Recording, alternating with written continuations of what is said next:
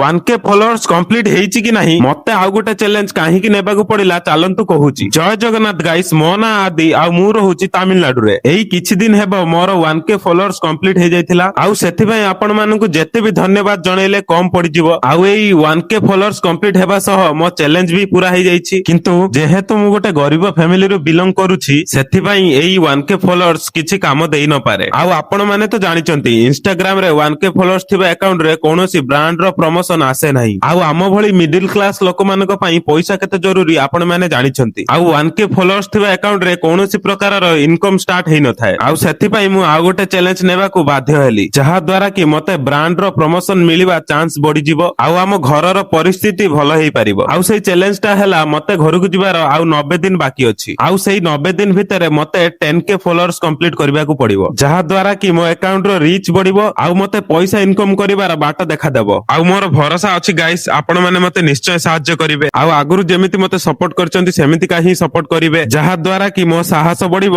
ଆଉ ମୁଁ ଆଗକୁ ବଢିବାକୁ ଚେଷ୍ଟା କରିବି। ଆଉ ମୋର ପୁରା ଭରସା ଅଛି ଆପଣ ମାନେ ମତେ ସାହାଯ୍ୟ ନିଶ୍ଚୟ କରିବେ। ତ ରହିଲି ଗାଇସ୍, ଜୟ ଜଗନ୍ନାଥ।